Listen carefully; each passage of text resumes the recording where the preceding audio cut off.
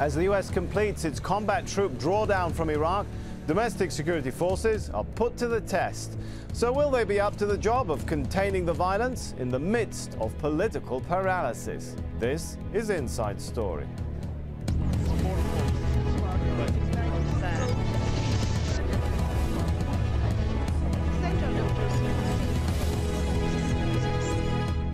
Hello and welcome to the program. I'm Sami Zaidan. Well, after 7 years of fighting, most U.S. troops return home on Tuesday.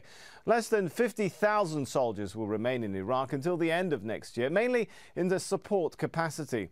This as the country continues to face high-profile acts of violence. Last week, in just a single day, over a dozen coordinated attacks took place in several major cities in Iraq. Even police and army headquarters and centers were hit.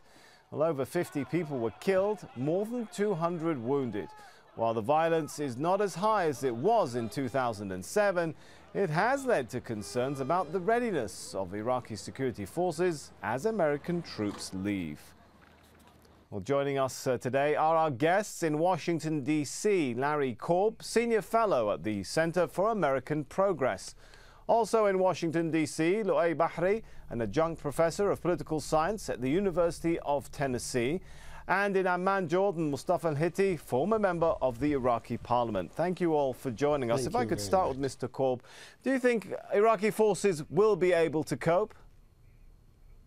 I think it's really a question of whether they have the motivation and the loyalty to the government. There's certainly enough of them. There's about 600,000.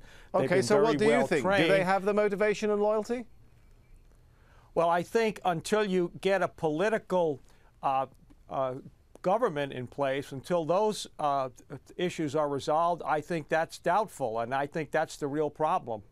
All right, let's perhaps get the perspective of Mr. Bahri. Do you agree with that? There's still a lot of clouds on the horizon when it comes to the security challenge. Well, I think that the security forces and the army in Iraq now are capable of maintaining law and order to a very high degree in the cities, especially in the cities. And in the oil fields, they have to deploy more trained units to secure this oil field. So but we saw 12 cities hit in one day last week, and they were cities. They are going to try to do that all the time. Even a year from now, they are going to try to do this kind of actions all the time. You said it yourself, the sectarian, it has not generated into a sectarian war like it was the case in 2007. It is still an act of insurgents individually. The Sunnis and the Shia, they are not fighting, and this is a very big victory for Iraq, and it's something that we look forward to continue into this directions. All right, I can see already Mr. Hiti is shaking his head. I want to bring him into the discussion here. Are you convinced with that narrative? No, I disagree with both of your respectable guests. One of them, the first one, Mr. Korb, said that is the motivation, just leaving the, what you call it, very vague answer for the question. How to really evaluate the motivation? Where is the American forces to evaluate the motivation? And the second one for Mr. Lu'ay, saying, well, it is very well developed, the security situation.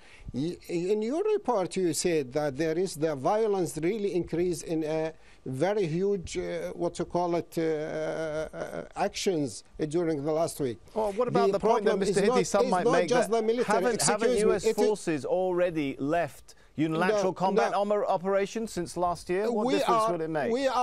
We are solving the problem by just putting more military forces in the street of Iraq. This is not the answer for the question, because we have 2 points to discuss in this session, and usually if you want to have really a real secure situation in Iraq, you have to think about the security forces regarding the manpower and their training and their ability to change now from capturing of the land as in 2007 to anti-terrorist action, which is really different tactic in this way. It means you have to develop your intelligence forces for a pre-attack plan of action, because the terrorist group or the suicide men or those people, once they start in their action, you cannot stop them. Therefore, you have to talk about this. Let's bring in, if we could then hear Mr. Bahri. Let's take that point. Mr. Bahri, you felt confident that the Iraqi forces are in good shape. Do they have a strategy and plan to deal with the sort of challenges Mr. Hiti is talking about?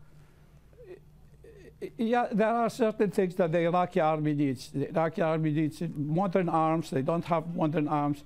They do not have accepted and good training up to now. They have not yet. They have to yet to coordinate and have a joint exercise, military exercise, between the different categories of the army in Iraq, which they have not yet done. There are so many things. They are not capable of defending the borders of Iraq in case that there is a war with Turkey or Iran. There are so many things that the Iraqis, they are still lacking. The Iraqi army is still lacking. But which would help, which really is to have a new government in Iraq. And the way that things are going now, it is going in the wrong way. The Iraqis, they are trying to get one package deal between all the factions in Iraq, and this is 6 months already after the elections, and this package deal is not yet being realized. I think that we should unpack the package. We should slice the thing and start by convening the parliament and elect. We do it in a step. First, elect the president of the parliament. And then let's just remind our viewers what US officials have been saying about this issue. In addition, of course, to toppling the Saddam regime, the 2003 US-led invasion of Iraq dismantled Saddam's Ba'ath Party. They also disbanded the Iraqi armed forces that served under his regime. It was then rebuilt from scratch with substantial assistance from the US armed forces. Now, on Sunday, Ray Odierno, commanding general of the multinational forces in Iraq, said it would take a complete failure of Iraqi security forces for the US to resume combat operations there. He went on to say that we don't see that happening. The Iraqi security forces have been doing so well for so long now that we really believe they're beyond that point. If I can go to Mr. Corbyn, Washington, D.C., what our two guests have been saying is that really there's a failure in training by the U.S. and supply of arms. No. Well, let's put a couple of things into perspective. The United States withdrew its forces from the cities at the request of the Iraqi government over a year ago. So we have not been out doing this. The other issue is that we're not asking them to deal with an external threat. They're not ready to do that. We're talking about an internal policing mission. At most, you have maybe 1,000 insurgents. It might not even be that many. So it's really not a question of numbers or training. And I think the real issue here is until Iraq gets its political act together, you're still going to have these problems. But I think General Odierno is correct. The Iraqi security forces have been doing this by themselves basically for the last year. Americans couldn't even come out unless the Iraqis asked them to do that. All right, Mr. Hiti wanted to jump in there. Sami, I want to put the following points. I started with one part, which is the readiness of the Iraqi forces. The second part is the political process in Iraq. Till now, as we said and discussed, there is no government in Iraq. I mean, after 5 months of the election. And as well, we talk about the national reconciliation. Till now, we didn't reach it. Although Iraq is still under Chapter 7 of the United Nations, it means the interference of the United Nations in the Iraqi government, or at least to reserve the democratic process in Iraq. So, till now, we don't have such things. But whose responsibility is that, Mr. Hiti? It sounds like you may be inadvertently agreeing with Mr. Corbyn that really that's up for the Iraqis to make reconciliation, isn't it? Let me finish this phrase. Excuse me, let me finish this phrase. In order really to defeat the terrorist group, you have to have with the neighboring country where there a filtration from this country to Iraq, to have a good relation with those countries. It means you have to have a common defense agreement with those countries. If there is really a real national reconciliation in one hand, and there is a national unity government in Iraq. All those situations, the political process in one part and the, what you call it, the readiness of the Iraqi forces regarding artillery, manpower, and intelligence forces, all there is a really failure in this aspect. All right, let me bring in, if I could, here, Mr. Bahri. Okay, you've made the point, Mr. Hiti. If I could bring in Mr. Bahri, on the point of reconciliation, how much of a problem is infiltration of militias and sectarianism in the Iraqi security forces today? Well, there is a lot of this going on. That's one of the weaknesses of the Iraqi army and security forces. They are penetrated.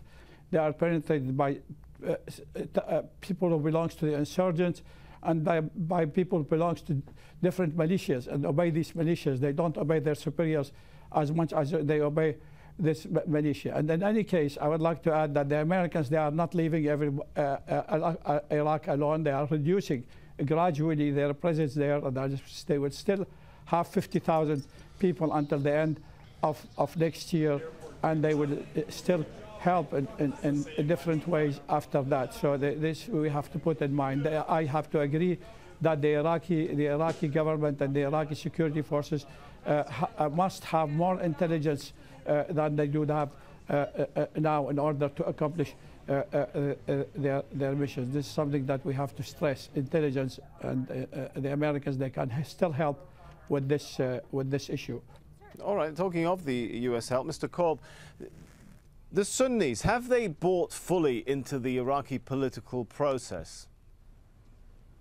No, they haven't, and there's two problems there. One, you had the so-called Sons of Iraq, or the Iraqi Awakening movement, where the United States armed people and paid people who had been insurgents before on the promise that the Maliki government would take them in and pay them. That has not happened to the extent that it should, so they're still out there. The other is you have not reached a political reconciliation or accommodation that shares power equally. Right, and until you do that, the Sunni armed groups were also being paid by the Americans, weren't they? Is there some responsibility for the US? Well, basically, the agreement we had with that Mr. Maliki was going to take them in. He has not, and that is part of the problem. There was that agreement. Now, lots of us said at that time we didn't know if Mr. Maliki would follow through because these are mainly Sunnis. But until you do that, and until the Sunnis feel that they are part of Iraq and they're getting their fair share of the political and economic benefits, you're going to continue to have these problems. But it's really up to the Iraqis. The United States has done everything that it can. The future of Iraq is in the hands of the Iraqis. And if they make the accommodations necessary, they'll be able to quell the violence. They have to do. And until they do that, you're going to continue to have problems. Right, Mr. Maliki finished second. He should have stepped aside. Right, Mr. Hiti, isn't it really up to the Iraqis at this point? Would it make a difference if the US troops stayed another 5 years? No, it is not. We, the Iraqis, the patriotic people, we would love the American to leave today, not tomorrow. This is one. But it is a puzzling now. We said there is so many faults being in Iraq now. This was created since 2003 by the American administration. They have to, during that time, to build the Iraqi army when they did the big mistake to dissolve the Iraqi army by under a statement they said they are Ba'athists. Look, I can tell you okay, but Mr. Hiti, Mr. Cole's point is that may have been a mistake that was made and it's the past. Isn't it up to Iraqis now to reconcile? No, it's still, for the American, before they had leave, or at least 1 year before, when we signed the SOFA, they have to prepare the Iraqi army intelligence forces, and they have to help the Iraqis, especially the political blocs, to form the government. And usually they have to really reserve the democratic process in Iraq. Now, the Iraqi, which is the largest group who win in the election, they have to have a pact from the American and the United Nations according to Chapter 7 to formulate the government. The Americans should really put a pressure in al-Maliki and other groups in order to support democracy, not al-Iraqi. Because what's the point of the election? All right, I'm going to try and bring Mr. Bahri into the discussion. Is it appropriate for the US to try and encourage, shall I say, al-Maliki to allow Iraq here a bigger role, or would that be seen as interference? Well, I think that the Iraqis themselves, the Americans, they can do what to advise the Iraqis to obey the process of democratization and to allow the process of abiding by the results of the elections. The results of the elections, they give the Iraqi a little bit of head over the other parties. And the logical thing is to give the Iraqi the first chance of forming a government within 1 month, say. If they cannot form a government within 1 month, then we have a different situation, and we can start by trying to give the other party the right of trying to form a government. This is the normal constitutional process everywhere in the world. And the other thing which I would like to stress is the corruption. The corruption is very high, whether it is the army inflating the salaries of officers and soldiers, and whether it is in the armaments and buying arms, whether it's in the level of the economy and so on. And this is something very sad, and Iraq historically has never seen something like this. I lived under the monarchy in Iraq part of my life, and it was shameful for any Iraqi. You touched on a point there. I'd like to shift gears a little bit on it. You touched on the economy. Of course, providing a better life is very important to improving the security situation. Mr. Korb, what happens to all the reconstruction process and projects if US troops are pulling out? That process requires so much security to continue, doesn't it? Well, but again, it's important to keep in mind that because of the insistence of the Iraqi government, we left the cities and towns over a year ago. The United States now is turning over the reconstruction to the State Department. People are going to do it. The State Department's going to have to provide a lot of their own security. But we still have 50,000 troops. We have six brigades there. They just changed the name, but they're really up to combat if called on. We've got 4,500 special forces there that can help target the leaders of the insurgency. But the United States is not walking away. It sounds like, I mean, it's not only a case of a number of troops. It sounds like coordination between the US and Iraq is an issue. According to reports we've heard, a huge prison in Khan Beni Saad, $40 million spent on it. It's now been abandoned by the US, and the Iraqi authorities refusing to take over the project. It's become a huge monument to waste sitting in the Iraqi desert. Well, there's no doubt about it. The corruption and the waste, as pointed out, has just been horrible. The same thing happened in Afghanistan. You go into a war zone, you don't have the proper, controls in place, and people took advantage of it. There's no doubt about that. Doesn't the US have some responsibility to try and coordinate so that this doesn't happen to more of the projects? Sami, well, please, I think we certainly do. We provided the money, and we should provide the oversight. We've had a special inspector general go over there, point out the problems, and make recommendations for this. All right. It's really I think Mr. Hiti wants to say something. I got your point. It's for the Iraqis. Mr. Sami, gentlemen, we have to differentiate between two periods of time. Between the capturing of the land was under the what you call it the terrorist group, and there must be what you call it how the military should act, and to have a high number of what you call a soldier and so and so. We have finished this story. The Iraqi lands, or most all the city, as you said, it is under the control. Now we have to have another policy, what we call it the anti-terrorist action, which is completely different strategy and tactic from the previous one. It doesn't depend upon the number of troops. It depends, as we said, upon how they are ready to have an action, the intelligence forces. Now I would like to ask a question. Do you think that the Iraqi forces now, if there is any attack against the oil fields, do you think they can have any kind of anti-terroristic action? I don't think. Let's take that question, if we could, to Mr. Bahri. Really, what happens to Iraqi economic infrastructure? But Mr. Bahri, your thoughts on that? Well, I think that it's one of these situations for the Americans. If they stay then people would say this is imperialism, and we don't want the Americans to colonize us, and so on. If they want to leave, and they say, oh, you are leaving prematurely, and you shouldn't leave so soon. Each one of these situations, damn if you do it, damn if you don't do it.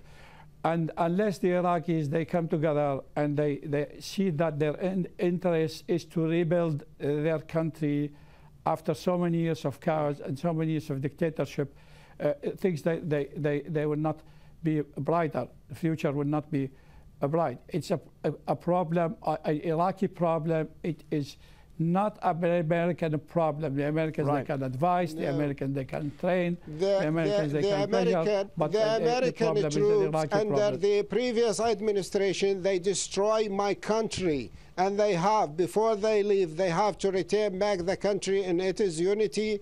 Thanks for removing the dictatorship, but I mean, putting a high price for million of the people being killed and million of the widows and the orphans. This is not what you call it. I think you made the point. The Americans have some responsibility. If we could go to Mr. Korb, I would like to ask, to try and move to a final point, and that is, I was reading a statistic that what happened in Iraq has created the greatest humanitarian catastrophe in the Middle East since 1948. About 2.5 million Iraqis displaced internally or refugees. Are you concerned that withdrawal of US forces is going to send a signal to those people that they better stay where they are because it's not going to get any safer anytime soon? No. Again, I got to point out, it was not our idea. It was the Iraqis who demanded we can only stay there one more year. We have to be out by 2011. Right, but aside of the blame, what is the end game and implication for the millions of people living outside of their homes? Well, again, I think that the United States, and I've complained about this, why we should help resettle them. We should encourage them to go back. We should provide aid. We've got the largest embassy in the world there. We got a lot of diplomats. They should be working on this. How?